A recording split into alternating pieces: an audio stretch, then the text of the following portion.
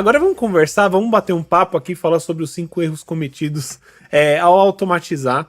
A gente pegou alguns pontos, tá? A gente pegou até mais que 5 pontos, até pra gente usar de bônus, né? Porque foi o que eu e o Joe a gente tá falando, né? Quando ele mencionou esse tema, ele falou: Henrique, você não tá querendo um tema da hora? O que você acha desse? Aí eu peguei esse tema, né? Achei muito boa a ideia.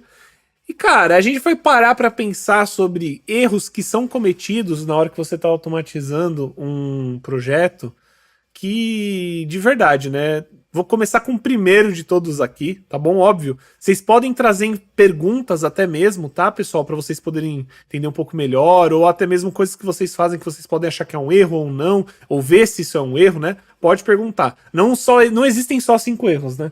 Existem 1 milhão. 1 milhão. É fácil. Ó, então vamos lá. Primeiro erro, e se você quiser começar a falar sobre isso, Joey, automatizar tudo sem priorizar o que realmente importa. E de verdade, eu acho que esse erro é um erro alarmante, né? Assim, ele pisca em vermelho a maioria das vezes. Talvez seja o erro mais comum, né? E principalmente para quem tá começando. Automatizar tudo, tentar automatizar 100% do fluxo, que é quase impossível, principalmente quando você está falando de end-to-end, né? Do front-end e todos os casos de testes possíveis. Por que isso é ruim? Porque o end-to-end demora, né? Se vocês lembrarem da pirâmide de teste, né? O end-to-end é o mais demorado de tudo. Então imagina você, sei lá, vamos supor, você tem uma aplicação que você conseguiu automatizar todos os casos de teste. Aí você vai rodar a sua pipeline de teste e vai demorar 6, 7 horas para terminar tudo. Aí vai começar a quebrar coisas que, na verdade, outros testes poderiam ter pegado se você fizesse ele de forma inteligente. Então isso aí vai acabar sendo um tiro no seu pé.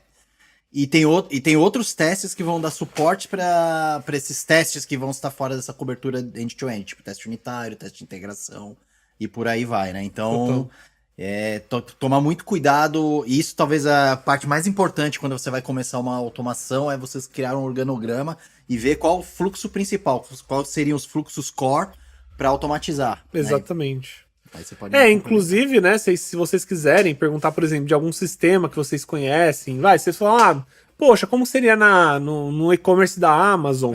Ou como que seria na Netflix, né? O que vocês acham que valeria mais? Pode perguntar que a gente tenta trazer aí uma ideia de como que a gente imaginaria, né, um fluxo, ou não só um fluxo, né, mas um plano de teste de automação para aquele projeto, tá? Então a gente pode tirar essas dúvidas. E, cara, eu concordo muito com você. E normalmente esse é um erro que as pessoas costumam cometer quando elas aprendem automação. Por quê? Porque as pessoas acham que a automação é a bala de prata, é a resposta para tudo na sua vida, né?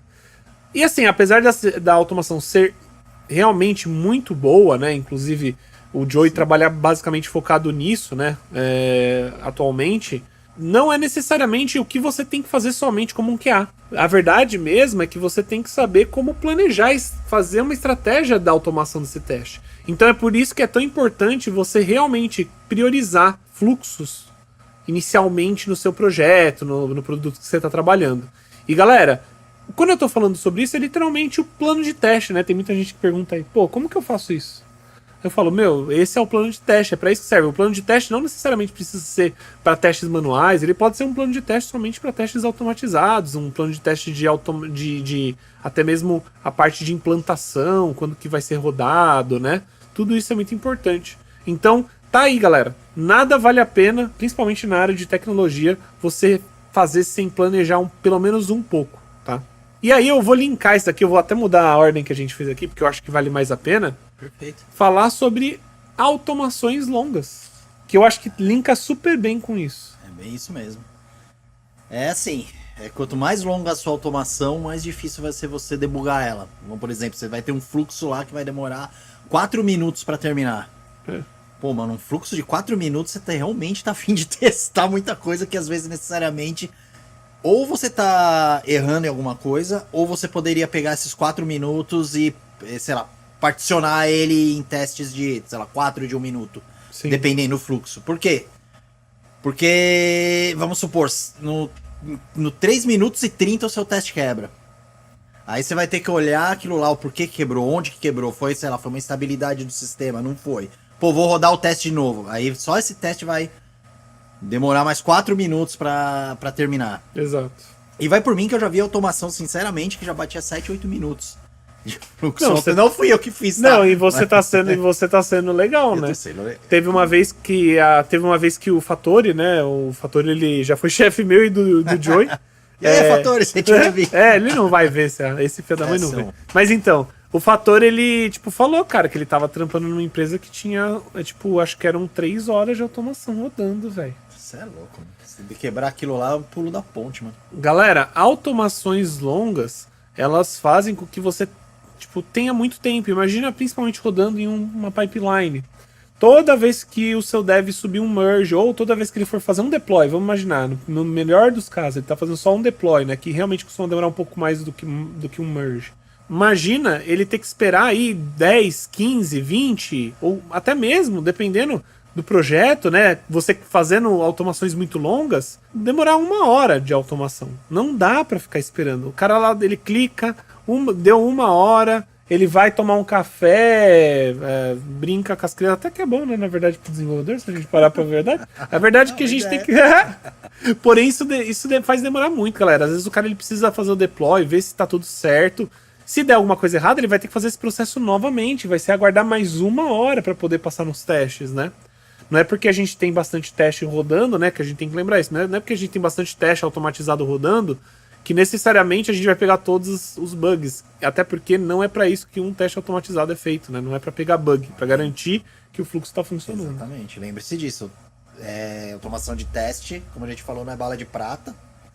E é o que o Manny falou, é um dos erros mais comuns, né? Pô, mas por que o teste não pegou esse bug, né? E às vezes não tem nada a ver com o fluxo do seu teste, né? Exato. Um bug que era para ser pego de outras formas, ou seja, via testes manuais, ou de repente um teste unitário não estava coberto pelo teste unitário e esse bug lá apareceu, né? Então, um teste de automação de end-to-end é para verificar se o que estava funcionando continua funcionando após uma mudança no código, né? E exato. É isso aí. Exato, perfeito, mano, perfeito.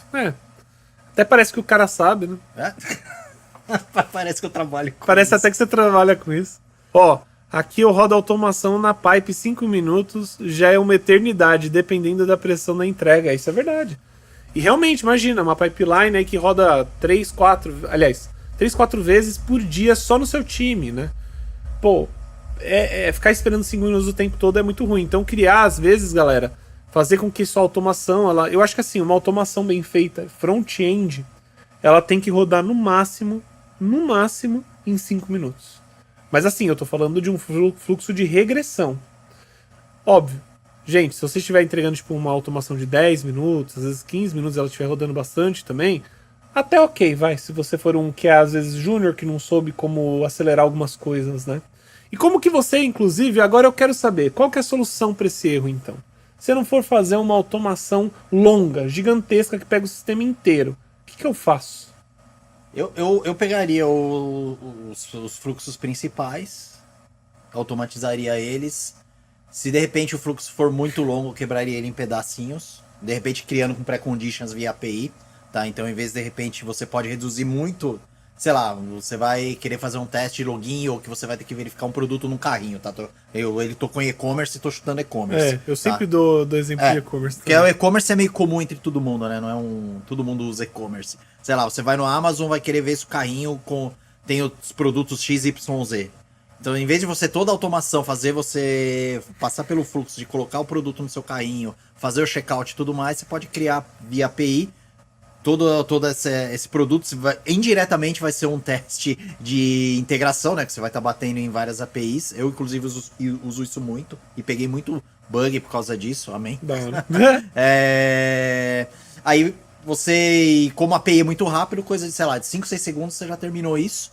Você já vai entrar no carrinho direto na sua automação, verificar o que precisa verificar no carrinho do caso de teste que ele pede, e é isso aí. Então você reduziu o tempo muito tempo do que ficar fazendo essas pré-conditions via front-end, né? Exato. O login também você pode reduzir, se a aplicação aceitar, você pode, sei lá, fazer um storage do seu login e logar uma vez só e ficar reaproveitando isso sem necessidade de passar pela página do login, né? Não é toda aplicação que aceita esse tipo de coisa, tá?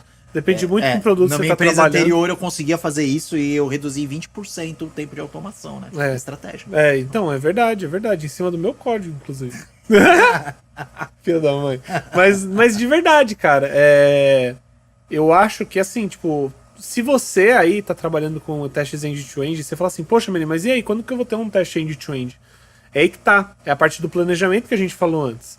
Pega e cria um plano de você criar, sei lá, uns 3, 4, talvez, fluxos end-to-end que vão demorar, às vezes, 1, 2 minutos. Você consegue rodar isso de uma forma paralela e pronto, né? Não vai ser um grande problema. Você vai ter os seus fluxos end-to-end e vai ter testes focados nas funcionalidades de cada parte do seu sistema necessariamente, tá? Isso faz muita diferença, tá? Inclusive, olha o Adilson falando, eu escuto assim, eu quero que automatiza tudo. Tipo... passo por isso. É normal. Esse daí é uma vontade, sempre a vontade do cliente, né? Sempre a vontade, às vezes, da pessoa que tá trazendo QA para dentro da empresa, mas é só uma questão de... Ela não entende sobre a área e é normal você... Não, é que é normal você falar assim, pô, o robô ele testa lá, faz não sei o que, você fala, pô, então faz isso tudo. Exterminador. Exatamente, mas é o que o Joey falou, não é bala de prata. Então, é importante também você, como QA, lembrar de adicionar isso sempre, né? De sempre falar isso pro seu time, educar eles sobre automação, educar eles sobre a área de qualidade, né? Aí tem várias soluções. Às vezes você pode ter vários testes end-to-end de automação e separar eles, de repente taguear eles, sei lá.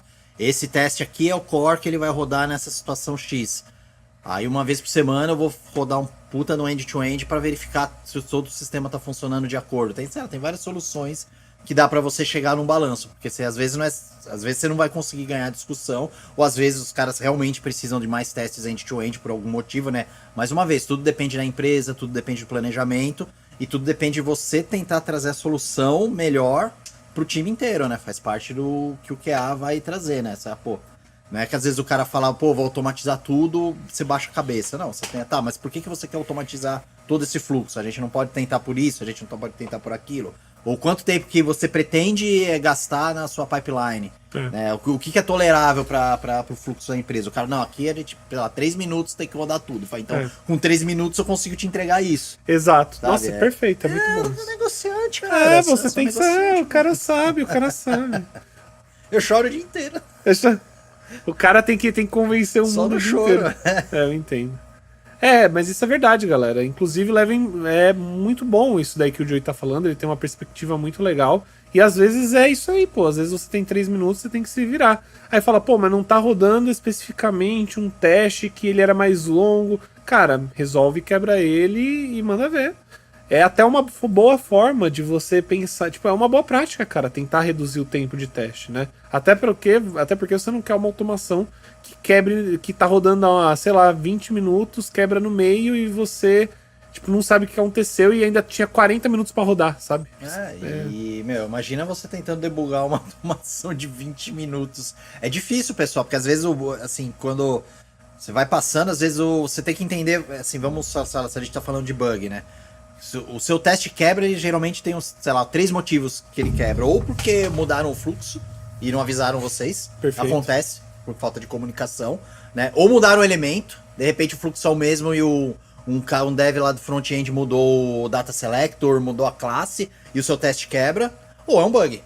Eu falo assim, é sempre esses 3. Ou, se eu colocar um quarto, deu uma falha no sistema, sei lá, caiu, deu um crash no às vezes disponibilidade da aplicação, né? Aí vem o bug, né? Aí como que você vai saber isso? Porque geralmente o debug vai falar, olha, o teste parou nesse passo aqui, ele não achou esse elemento aqui, porque o teste sempre ele tá indo pro próximo passo.